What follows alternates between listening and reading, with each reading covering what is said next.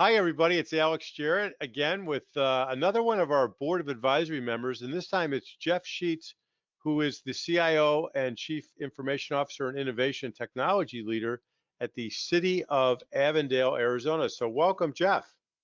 Thank you, Alex. Glad to be Th- here. Yeah, glad to have you here. And I'm really excited about having you on the Board of Advisors and to be part of that program and the mentoring program. And, I really am grateful that you decided to join. Thank you. It's been part of your organization for a couple of years, and I'm excited to help shape it going forward. Sounds good. Well, you're going to be a big part of it. What we're going to do in this discussion is talk a little about your background and some of the areas that you like to focus on. And so let's start with your background. Then in the end, we'll finish up with, kinds of areas that you really feel strongly about mentoring or anything you want to talk about. Really, that's fine with me. And we'll get it done. I was looking at your background. Of course, I know you, like you said, for a couple of years now, but it's actually quite impressive. You've won numerous awards, the Infotech CIO Awards for last year, and that was for your work here at the city, right? It was, yeah. We every year we do a kind of a survey throughout the different departments to Hmm. understand how IT matches with the business vision. And throughout that survey, we ranked high enough as a department that we're able to get that CIO award. So that was great news this last year. That's interesting. So the survey was based upon how well each of the departmental performance and what they were actually doing, I imagine, relative to the organization's goals and objectives. Is that what you said? Yeah, it was sent out to the various departments, and based on how well those departments, felt like IT was meeting their needs and the business direction, and implementing what they needed to keep the city moving forward. They ranked that survey with Infotech, and if you get a high enough score there with Infotech, we were able to receive that award. So it was great. We did the survey, I want to say June timeframe maybe, Hmm. and then their award presentation came out late in the year, probably November timeframe. So that was great.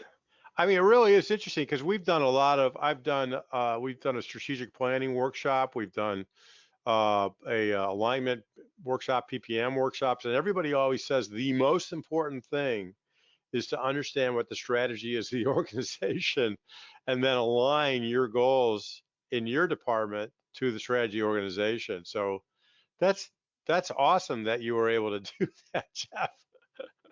Thank you. It's been great. We've had a lot of support from city management Yeah. over the years, and continued going forward here to really oversee all IT and all technology citywide and really centralize those services.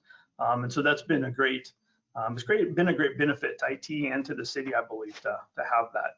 And of course, that backing is so valuable.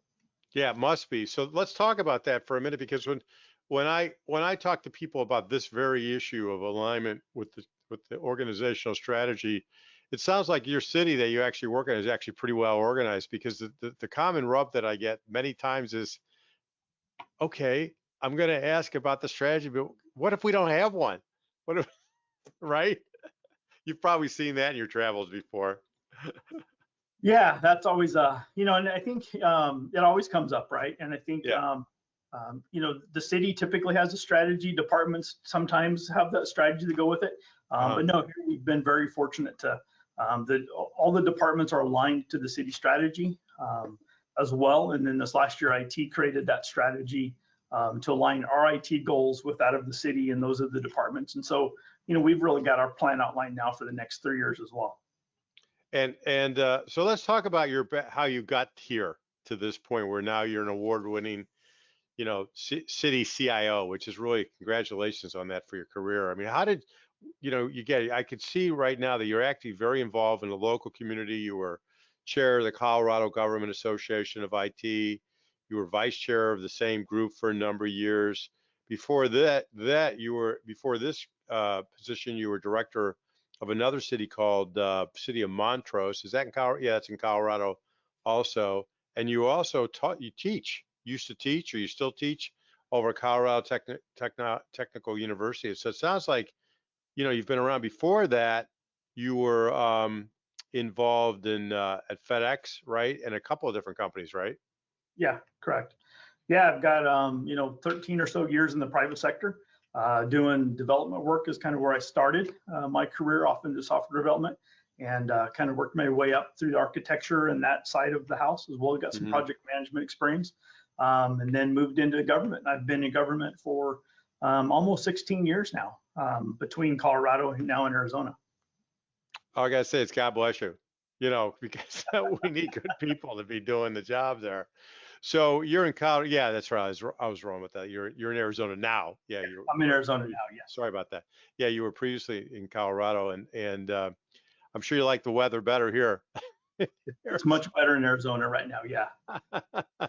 So, anyways, tell us how that background, like we talked about that background, but in terms of your core competencies, the areas that you really like to help people with, tell us about, what you see you as your core competencies and how that background kind of led you to that. I really, one of the competencies that I believe is, it's been very beneficial, Hmm. is really the business and IT strategy and alignment. I think Hmm. that's huge, and to really keep the organization moving forward. And that's been so enjoyable in the government world, because I look at it and there's really 15, 16 different departments, almost almost different lines of business that Hmm. we get to support. Everything from water to public safety, and then you have all the internal services. So it's a wide range. It's very exciting. You never get bored, I don't think, in this line of work. Yeah. So it's exciting to work in those across those lines of business, and kind of merge their projects and merge their um, um, applications and needs across, and help with that prioritization. So and then I think that comes really into another area, is operational stewardship, and really looking at how can we keep the organization moving forward, but not constantly add money or funding, and how can we be the best stewards of the money we can, and sometimes we can take opportunities to consolidate some products and Hmm. projects, and items like that as well. So stewardship is a big theme for you. You mentioned that before when we were talking. Right. So you've got alignment of the business, the IT strategy with the business. That was number one, and you won awards for that.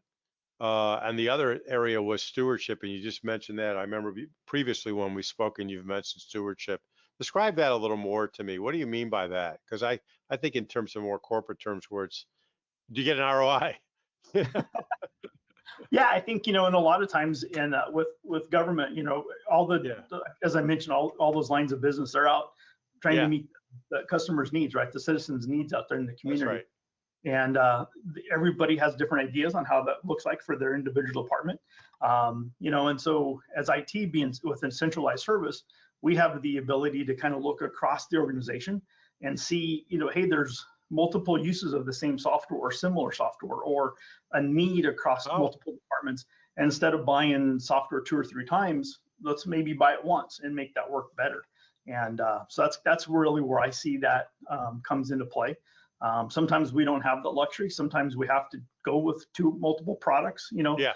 based on certain skill sets. But there's always that opportunity, maybe when things slow down a little bit at times, where you can reevaluate some of those and do some of that consolidation down the road as well. It's interesting you went there with that because, we all get so excited about all this innovative stuff and digital transformation, which we'll talk about in a minute, digitizing processes and stuff.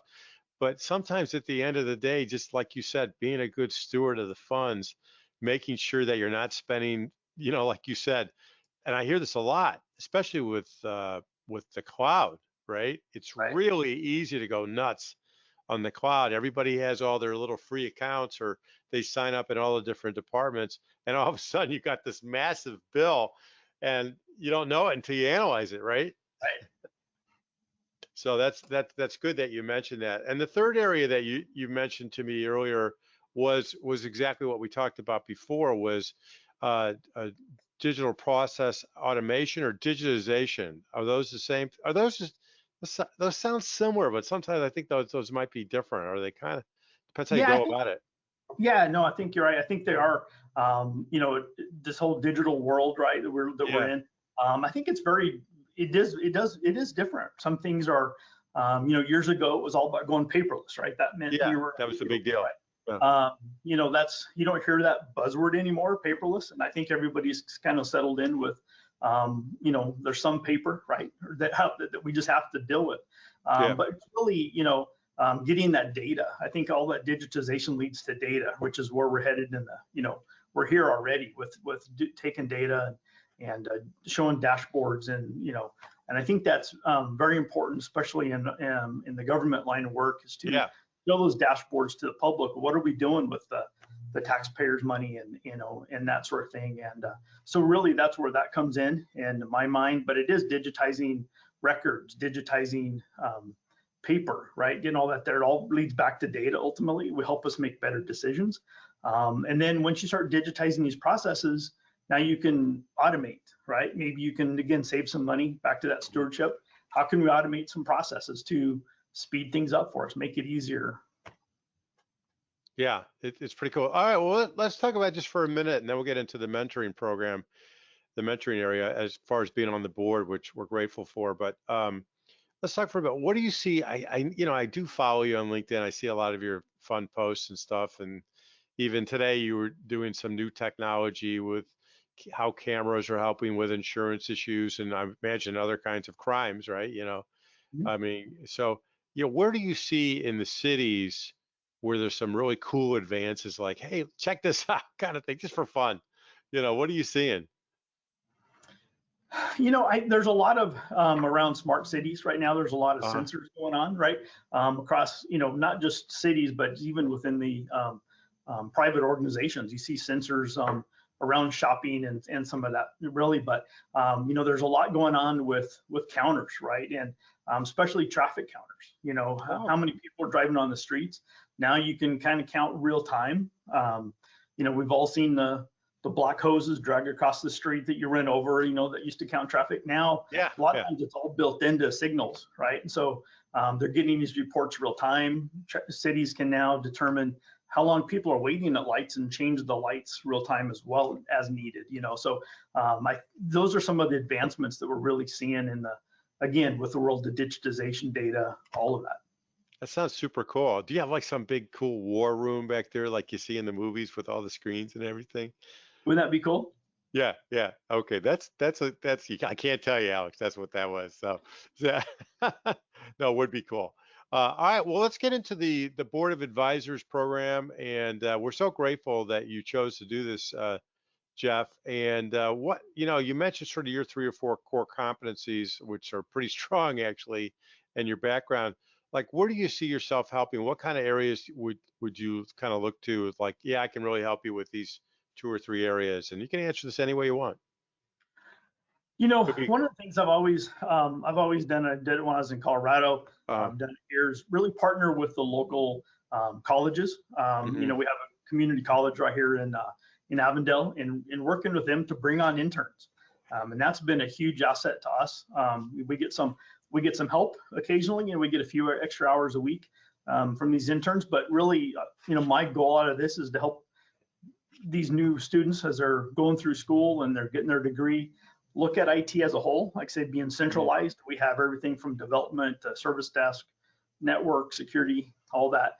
They can hopefully see all those areas and come out of their schooling with knowing, hopefully, a little better idea where they want to go. They've seen some real world experiences and say, I don't like this area of it, and I want to steer clear of that. So hopefully it helps them with those next steps as well. But we had some fantastic students come out of the programs.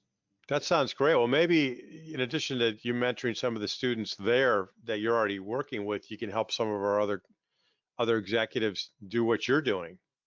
As I listen to you, that would be something like if we've got other members, just like you and I talked about, just talking to them about, because I know staffing's a big issue for people, and getting people from the ground up, and helping people come out of these schools and maybe getting a couple of them and training them is certainly a way to hedge your bet on teams and staff and just grow people like the old days. Yes. Yes. Well, any other areas that you would see yourself helping people with? I mean, you mentioned business and IT strategy and alignment, and of course, I would say quasi-government, government, any of those areas too, right? Yeah, like I said, I've been in this field almost 16 years now, Yeah. in the government field. So I can, I'm definitely versed in the government world around budgeting, and again, strategy, and that centralization of services Mm. has been a big aspect of that.